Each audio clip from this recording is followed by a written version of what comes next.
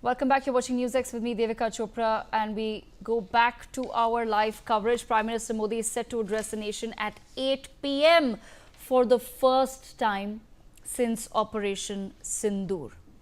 Important developments are taking place. We are now learning that Prime Minister Narendra Modi will be addressing the nation tonight at 8 p.m. This comes after a very clear, decisive briefing of the Indian Armed Forces, where we have detailed the specificities of Operation Sindoor and how India has now achieved its target. We are now learning that after this very comprehensive press conference by the Indian Armed Forces, the Prime Minister has taken a decision to address the nation tonight at 8 p.m.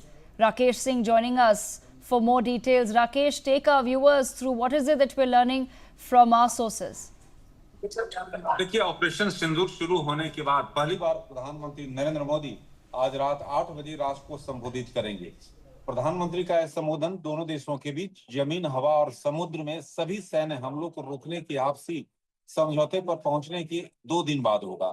Pahalgam आतंकी हमले के बाद जवाब में भारत की ओर से operation सिंदूर शुरू किए जाने के बाद यह युद्ध विराम हुआ था और भारत ने 7 मई की सुबह पाकिस्तान और पाक अधिकृत कश्मीर में 9 आतंकी ठिकानों को तबाह करने के लिए ऑपरेशन सिंदूर शुरू किया था।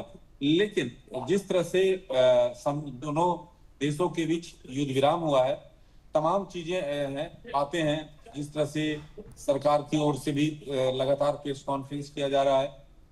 आपने देखा कि इसको लेकर राजनीति भी शुरू हो गई है।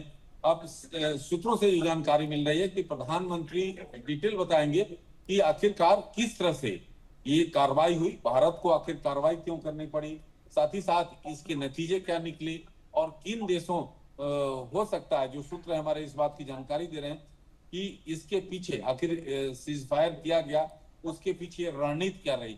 तो तमाम चीजें हैं जिसके लेकर निगाहें टिकी हुई हैं। ये देखना महत्वपूर्ण है क्योंकि जिस तरह से ऑपरेशन सिंदूर के दौरान कम से कम 100 आतंकी मारे गए और पाकिस्तानी सेना के 40 जवान और अधिकारी को ढेर किया गया। ऑपरेशन सिंदूर में खास तौर पर लश्कर-ए-तैयबा और जैसे मोहम्मद से जुड़े शिविरों को निशाना बनाया गया था। Devika. Rakesh, thank you so much for joining us on the broadcast. We also have